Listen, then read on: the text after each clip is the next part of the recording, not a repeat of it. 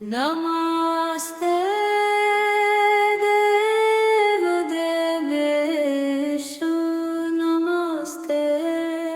भक्तवत्सल नमस्ते करुणाराशे नमस्ते नन्दविक्रमम् गोविन्दाय सुरेशाय अच्युताय व्ययाय च कृष्णाय वासुदेवाय सर्वाध्यक्षाय साक्षिणे लोकस्थाय हृदिस्थाय अक्षरायात्मने नमः। अनन्तायादिबीजाय अद्यायाखिलरूपिणे यजज्ञाय यज्ञपतये माधवाय मुरारये जलस्थाय स्थलस्थाय सर्वदाय बलात्मने सच्चिद्रूपाय सौम्याय नमः सर्वाघ्ननाशिने नमः कालाय कलये कामितार्थप्रदाय च नमो दाहन्ताय शान्ताय विष्णवे जिष्णवे नमः। विश्वेशाय विशालाय वेधसे विश्ववासिने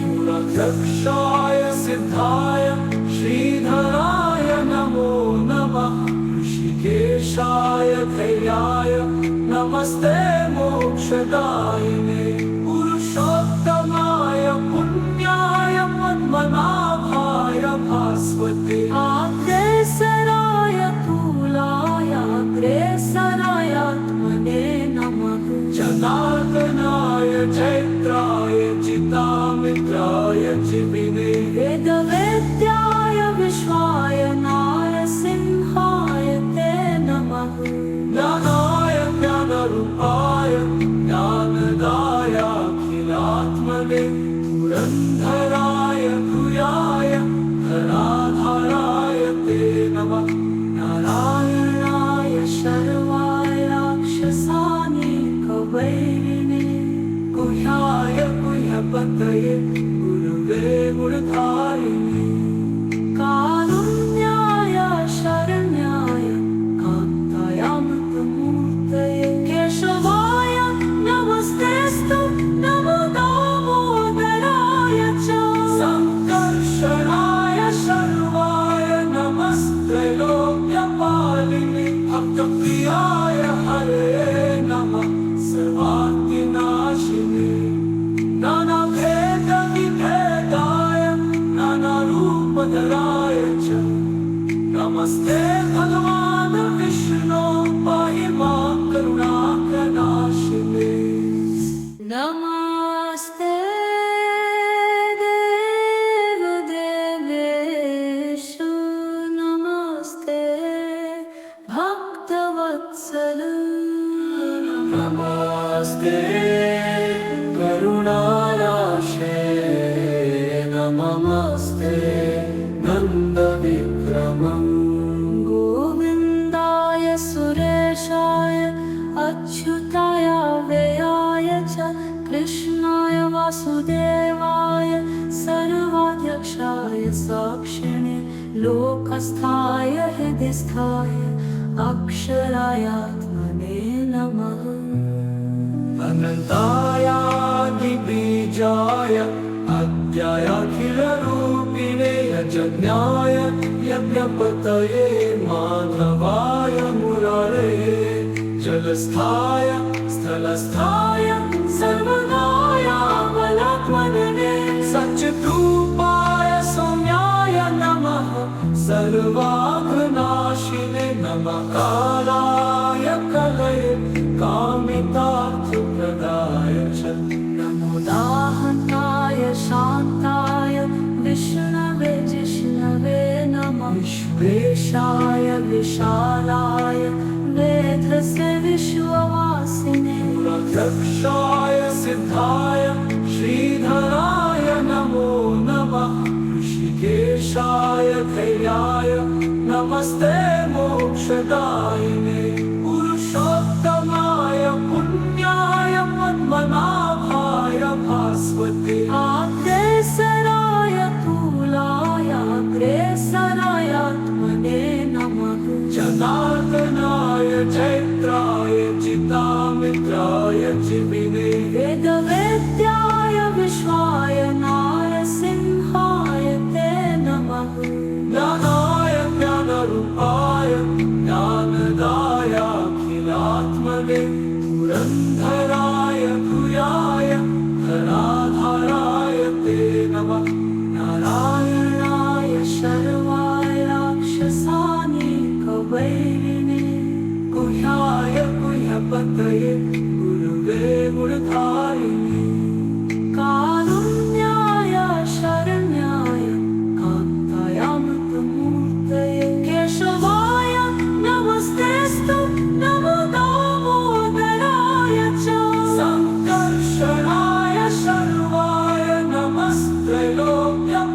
मालिने भक्तप्रियाय हरे नमः सर्वार्थिनाशिने नानाभेदविभेदाय नानारूपधराय च नमस्ते भगवान् विष्णो पाहि मां करुणाकरनाशिने नमस्ते देवदेवेशु नमस्ते भक्तवत्सल नमस्ते करुणाराशे नमस्ते नन्दविक्रमम् गोविन्दाय सुरेशाय अच्युताय व्ययाय च कृष्णाय वासुदेवाय सर्वाध्यक्षाय साक्षिणे लोकस्थाय हृदिस्थाय अक्षरायात्मने नमः अनन्तायादिबीजाय अद्यायाखिलरूपिणे यजज्ञाय यज्ञपतये माधवाय मुरारे जलस्थाय स्थलस्थाय सर्वदाय बलात्मने सच्चिद्रूपाय सौम्याय नमः सर्वाघ्ननाशिने नमः कालाय कलये कामितार्थप्रदाय च नमो दाहन्ताय शान्ताय विष्णवे जिष्णवे नमः विश्वेशाय विशालाय वेधसे विश्ववासिने रक्षाय सिद्धाय श्रीधराय नमो नमः ऋषिकेशाय धैर्याय नमस्ते मोक्षदायिने पुरुषोत्तमाय पुण्याय पद्मनाभाय भास्वते अग्रेसराय तूलाय अग्रेसरायात्मने नमः जनार्दनाय चैत्राय चितामित्राय जिमिने वेदवेद्याय विश्वाय नारसिंहाय ते नमः ज्ञानाय ज्ञानरूपाय ज्ञानदायाखिलात्मने पुरन्धराय भूयाय धराधाराय ते नमः नारायणाय शर्वाय राक्षसानीकवैरिणे गुह्याय गुह्यपतये गुरुवे गुणधारिणे कारुण्याय शरण्याय कान्ताय मृतमूर्तये केशवाय नमस्तेस्तु नमो दामोदराय च संकर्षणाय शर्वाय नमस्त्रैलोक्यपालिने भक्तप्रियाय हरे नमः सर्वार्थिनाशिने नानाभेदविभेदाय नानारूपधराय च नमस्ते भगवान् विष्णो पाहि मां करुणाकरनाशिने नमस्ते देवदेवेशु नमस्ते भक्तवत्सल नमस्ते करुणाराशे नमस्ते नन्दविक्रमम् गोविन्दाय सुरेशाय अच्युताय व्ययाय च कृष्णाय वासुदेवाय सर्वाध्यक्षाय साक्षिणे लोकस्थाय हृदिस्थाय अक्षरायात्मने नमः अनन्तायादिबीजाय अद्यायाखिलरूपिणे यजज्ञाय यज्ञपतये माधवाय मुरारे जलस्थाय स्थलस्थाय सर्वदाय बलात्मने सच्चिद्रूपाय सौम्याय नमः सर्वाघ्ननाशिने नमः कालाय कलये कामितार्थप्रदाय च नमो दाहन्ताय शान्ताय विष्णवे जिष्णवे नमः विश्वेशाय विशालाय वेधसे विश्ववासिने मूलक्षाय सिद्धाय श्रीधराय नमो नमः ऋषिकेशाय धैर्याय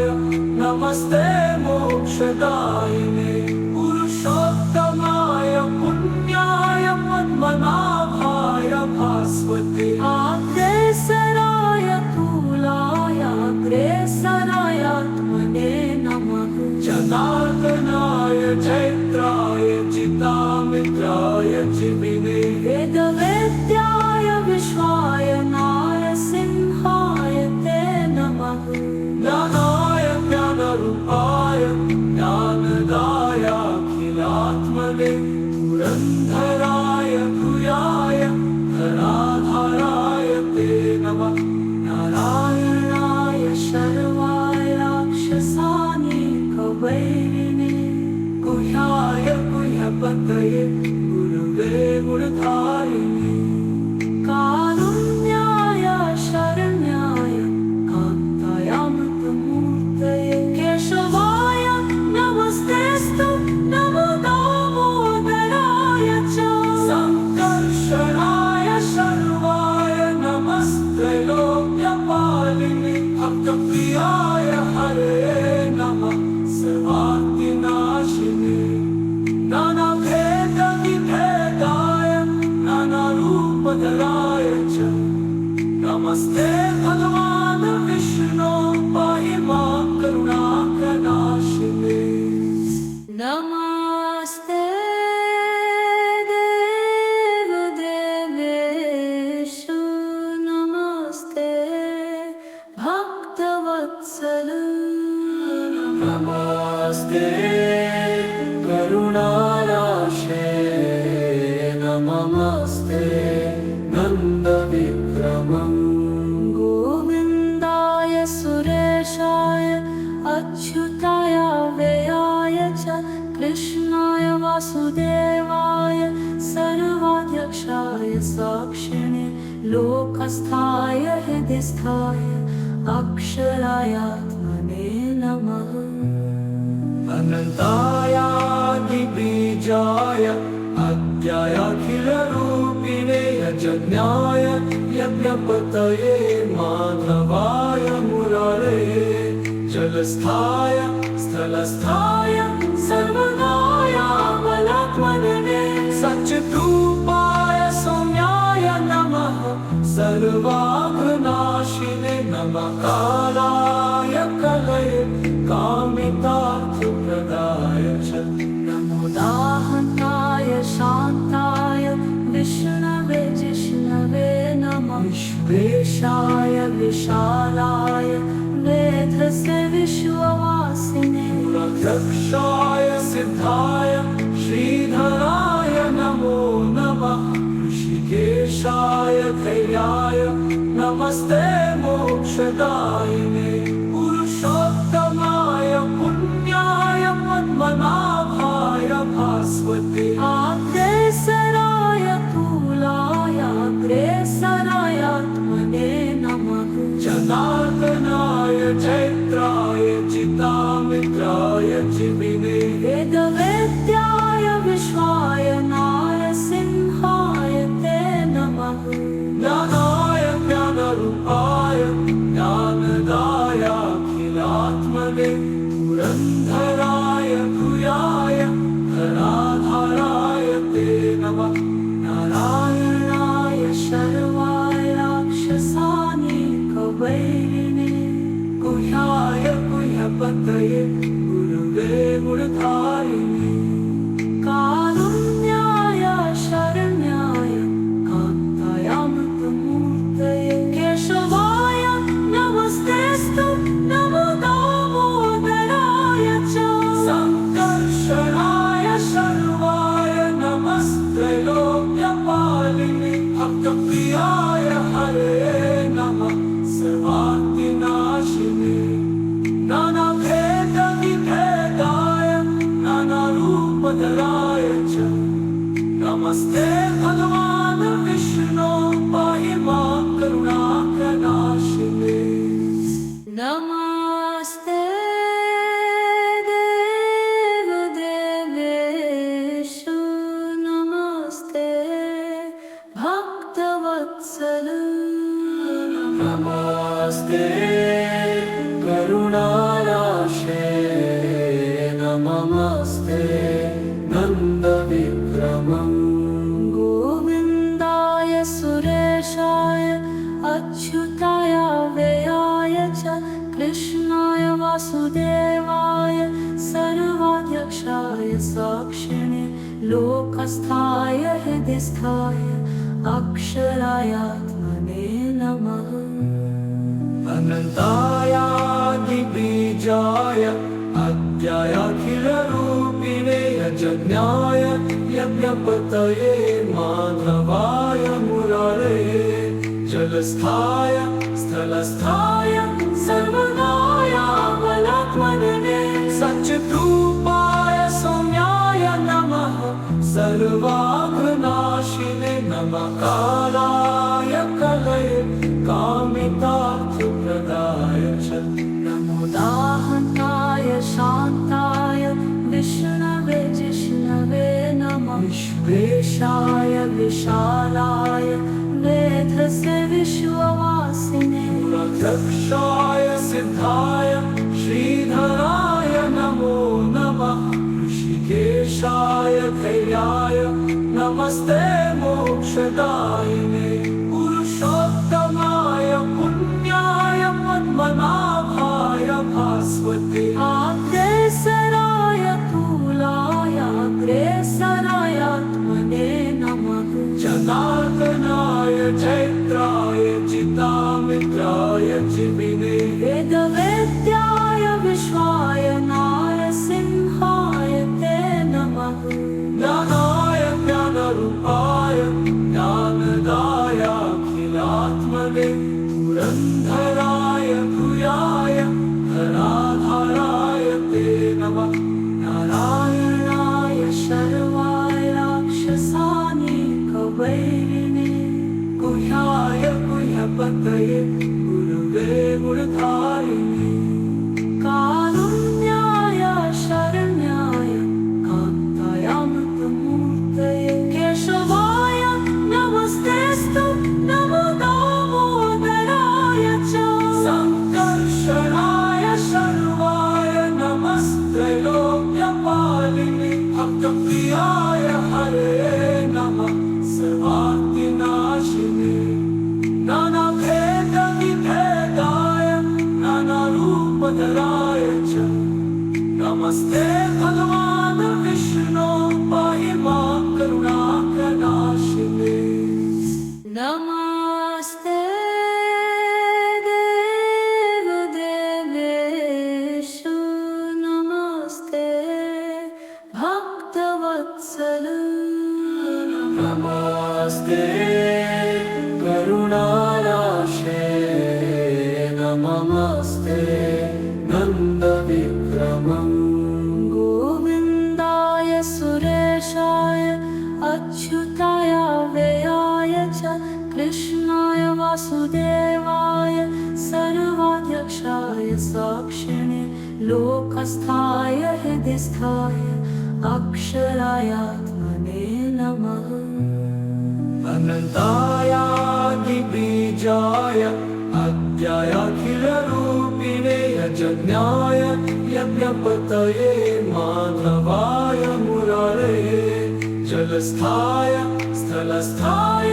सर्वदायामलात्मने सच्चिद्रूपाय सौम्याय नमः सर्वाघ्ननाशिने नमः कालाय कलये कामितार्थप्रदाय च नमो दाहन्ताय शान्ताय विष्णवे जिष्णवे नमः विश्वेशाय विशालाय वेधसे विश्ववासिने रक्षाय सिद्धाय श्रीधराय नमो नमः ऋषिकेशाय धैर्याय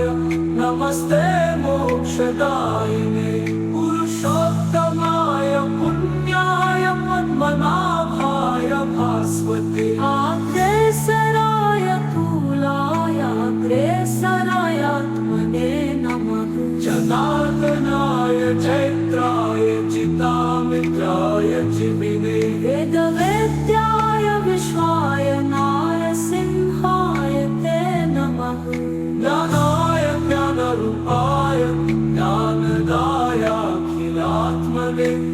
पुरंधराय भूयाय धराधाराय ते नमः नारायणाय शर्वाय राक्षसानीकवैरिणे गुह्याय गुह्यपतये गुरुवे गुणधारिणे कारुण्याय शरण्याय कान्ताय अमृतमूर्तये केशवाय नमस्तेस्तु नमो दामोदराय च संकर्षणाय शर्वाय नमस्त्रैलोक्यपालिने भक्तप्रियाय हरे नमः सर्वान्तिनाशिने नानाभेदविभेदाय नानारूपधराय च नमस्ते भगवान् विष्णो पाहि मां करुणाकरनाशिने नमस्ते देवदेवेषु नमस्ते भक्तवत्सल नमस्ते करुणाराशे नमस्ते नन्दविक्रमम् गोविन्दाय सुरेशाय अच्युताय व्ययाय च कृष्णाय वासुदेवाय सर्वाध्यक्षाय साक्षिणे लोकस्थाय हृदिस्थाय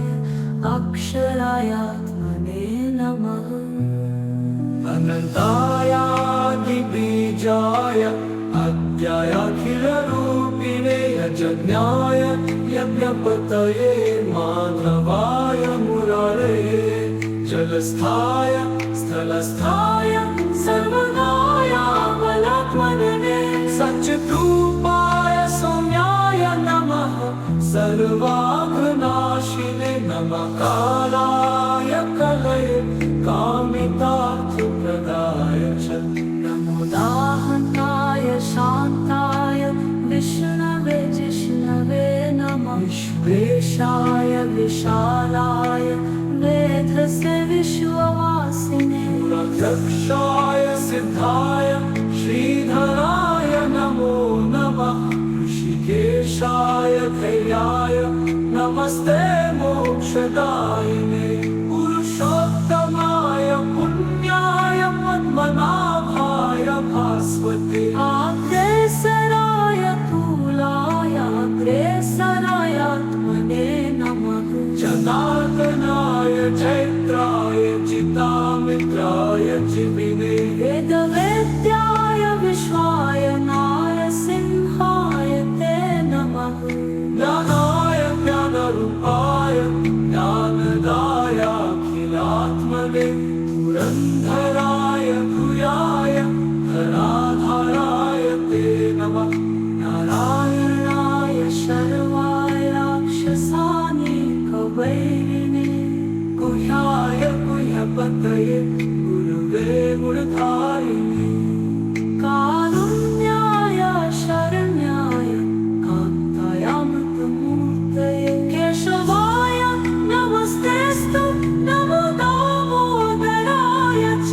संकर्षणाय शर्वाय नमस्त्रैलोक्यपालिने भक्तप्रियाय हरे नमः सर्वान्तिनाशिने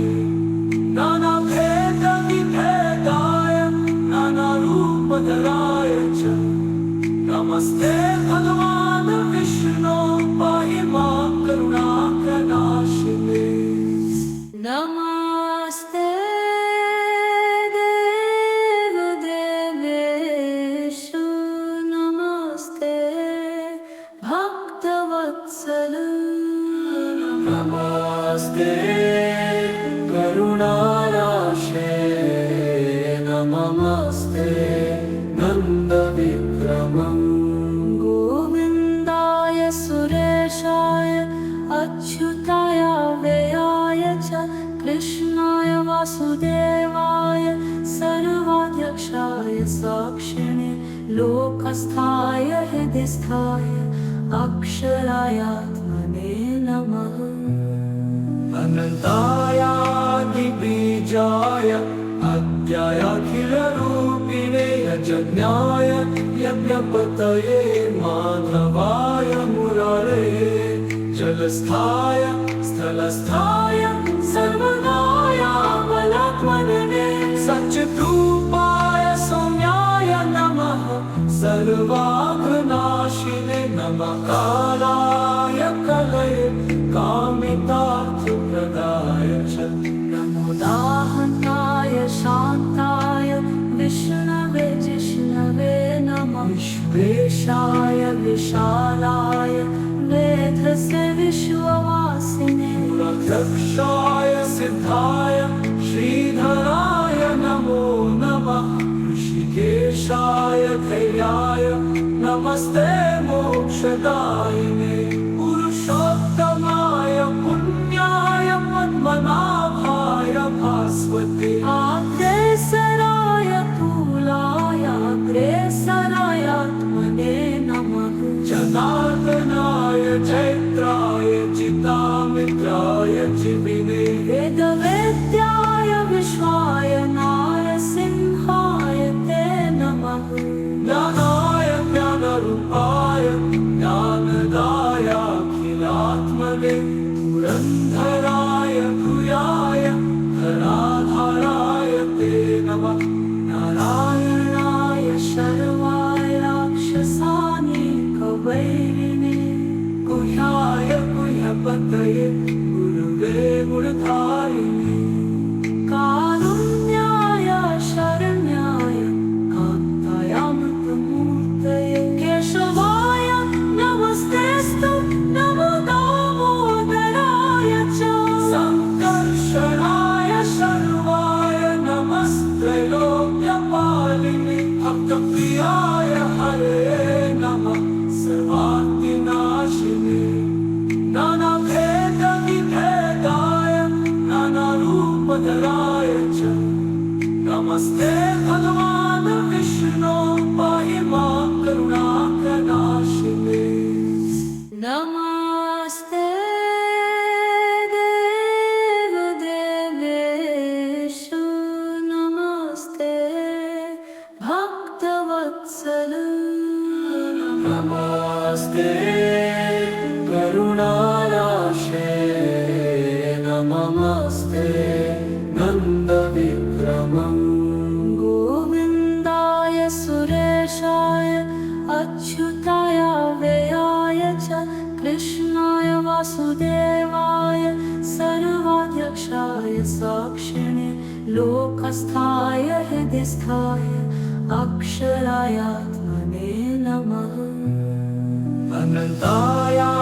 अनन्तायादिबीजाय अद्यायाखिलरूपिणे यजन्याय यज्ञपतये माधवाय मुरारे जलस्थाय स्थलस्थाय सर्वदाय बलात्मने सच्चिद्रूपाय सौम्याय नमः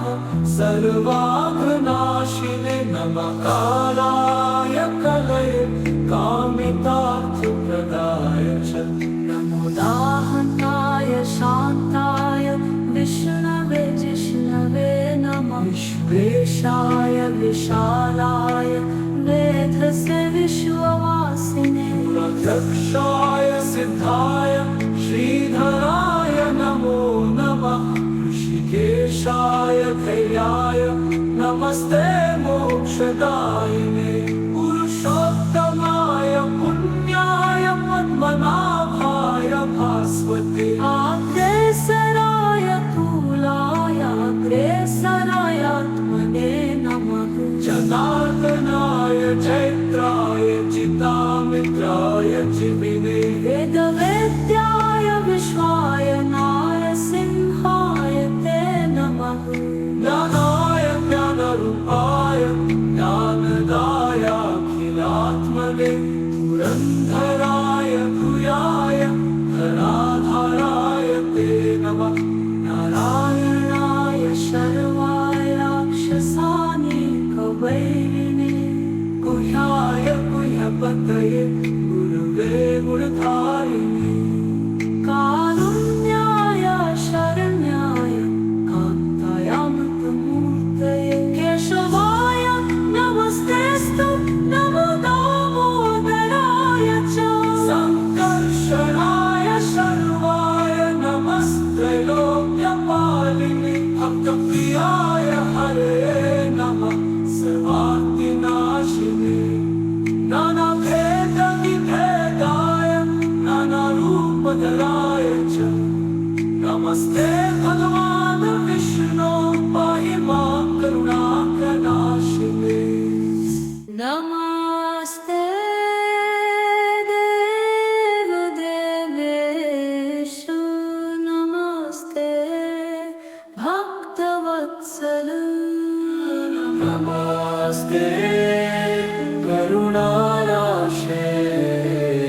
नमस्ते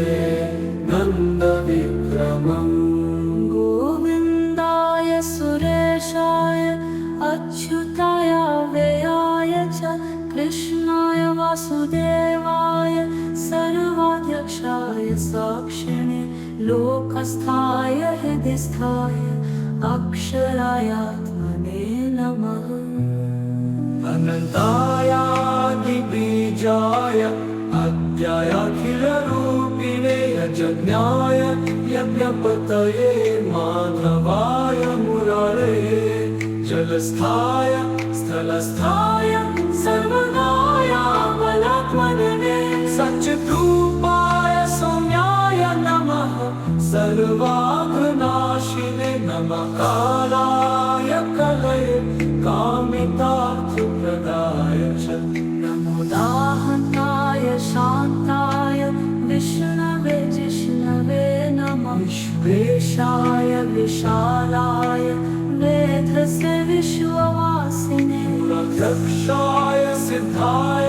श्रीधराय नमो नमः ऋषिकेशाय धैर्याय